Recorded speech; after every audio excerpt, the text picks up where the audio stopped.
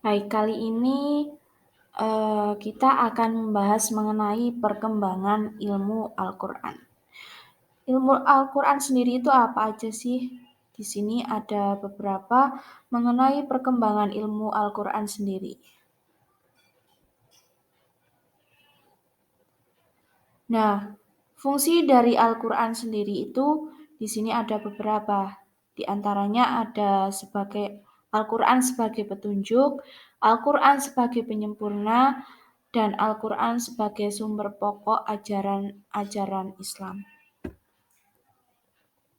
Kemudian, perkembangan ulumul Quran sendiri penjelasannya mengenai jenis-jenis ilmu pengetahuan yang berhubungan dengan Al-Quran, yang ada hubungannya dengan Al-Quran, seluruh aspek mengenai Al-Quran.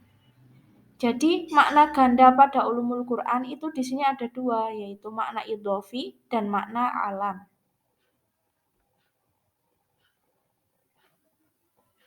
Makna idhofi sendiri itu apa sih sebenarnya?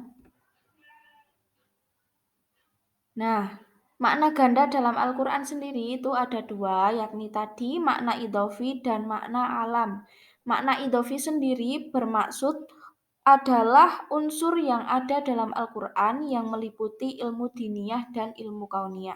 Sedangkan makna alam itu merupakan ilmu yang membahas Al-Quran yang berkaitan dengan tujuan diturunkan, upaya pengumpulan bacaan, penafsiran, dan lain sebagainya.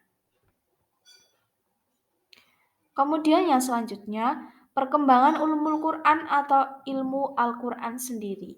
Nah, dari sejarah perkembangan ini tidak terlepas dari waktu kapan turunnya Al-Quran, sampai dengan bagaimana Al-Quran itu menjadi sebuah mushaf. Hingga saat ini bisa kita baca, bisa kita lihat, bisa kita bawa bahwa Al-Quran itu memang nyata adanya dan bagaimana Al-Quran itu menjadi sebuah satu kesatuan menjadi satu mushaf tersebut.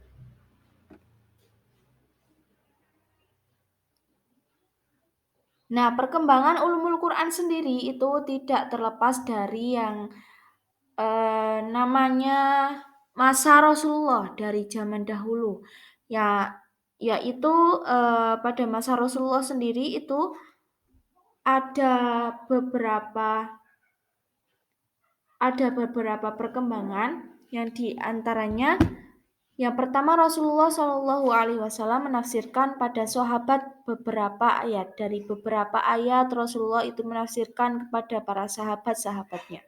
Kemudian antusiasme sahabat dalam menghafal dan mempelajari Al-Quran. Nah, sahabat tersebut, sahabat-sahabat Rasulullah itu eh, sangat antusias dalam menghafal serta mempelajari Al-Quran sehingga eh, hingga saat ini bisa menjadi satu kesatuan mushaf tersebut.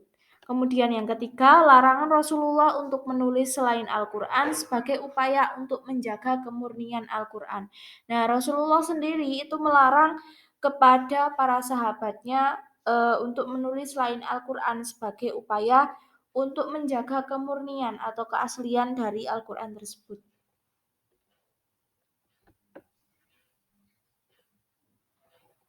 Kemudian yang kedua itu masa khalifah. Di sini masa khalifah itu ada 3 fase khalifah. Yang pertama Khalifah Abu Bakar itu dengan kebijakan pengumpulan. Kemudian yang kedua itu Khalifah Utsman dengan kebijakan menyatukan dalam satu mushaf, menjadi satu kesatuan mushaf. Kemudian yang ketiga Khalifah Ali, yaitu dengan kebijakan meletakkan kaidah-kaidah serta pengucapan dengan tepat.